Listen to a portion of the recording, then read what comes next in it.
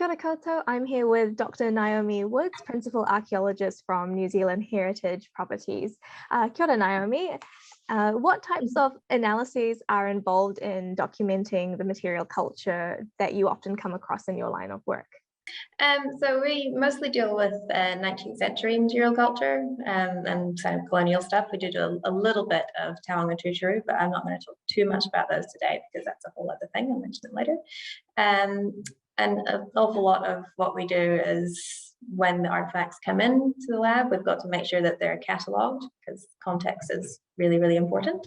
And so they come in, they're collected in big bags, usually very dirty bags, with where they were found, when they were found, who found them.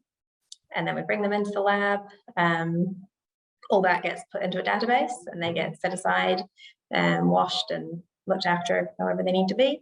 When it comes down to the actual analysis, again, it's a lot of cataloging. So each site that we work with has its own database for the artifacts.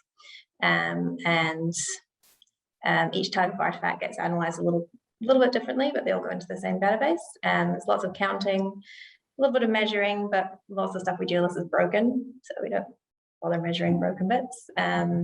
Recording basically what they're made of, what they were used for, how much of it is there and how much is missing.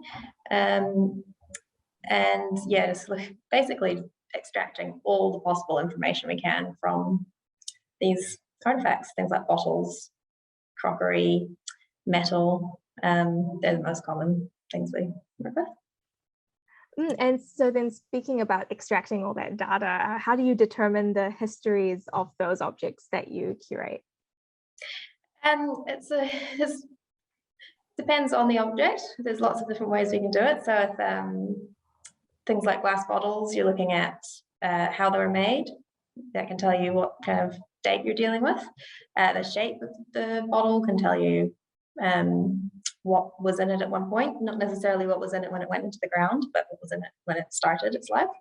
Any kind of writing on the mark, on the object, so whether it's a maker's mark or brand embossing, or sometimes we get paper labels, anything that will tell you what was in it or who made it, or sometimes there's a nice date stamped on there, which is, you know, the dream thing to find, because a lot of the artifact stuff is that is providing the dates for whatever deposit or feature they've come out of, unless we have a really, really strong historical record for that site. We need to get a lot of the dating data from the artifacts, and they can, you know, tell you, usually you're going in knowing what was going on at the site more or less, but the artifacts can tell you a little bit more about that.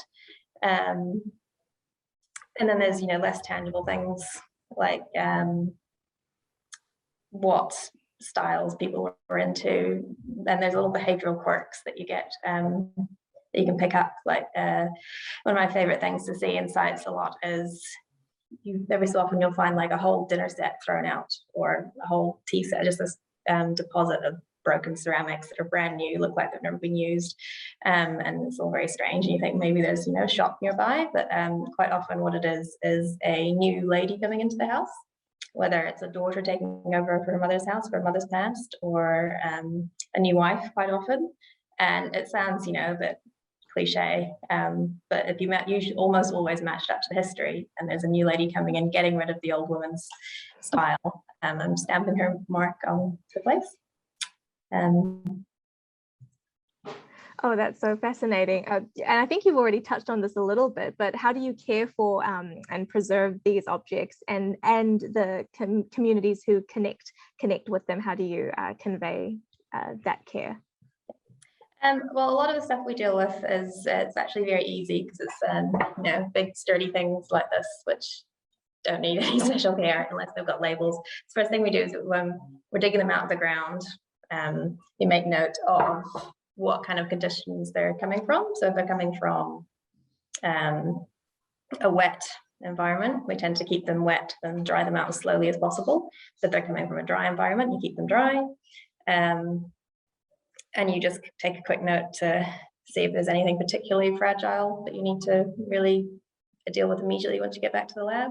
But yeah, most of the stuff, I mean, I don't want to use the word rubbish, but it is mostly mostly just broken glass and crockery and metal. So it's not, we're not the same as maybe a museum might do.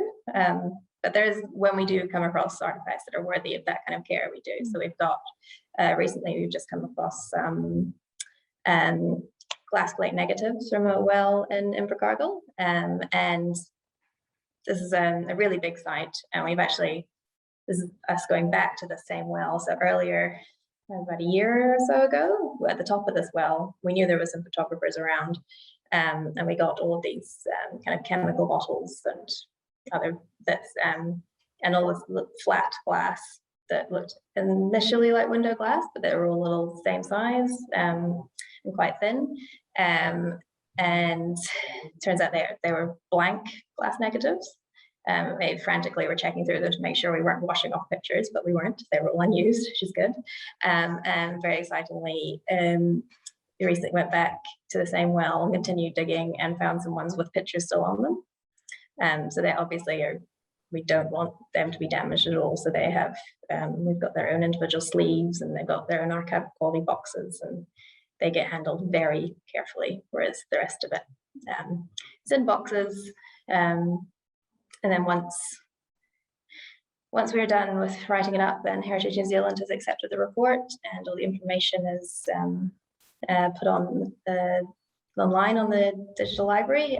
It's up to the landowner for in the case of 19th century material, and so they, you know, have the choice whether they want to take it away with them or offer it to a museum, or say no. Usually museums don't have the space to deal with an archaeological, a big archaeological assemblage from an urban site, because it's hundreds and hundreds of broken pieces. But we can go through and identify things that might be worth, that tell a good story anyway.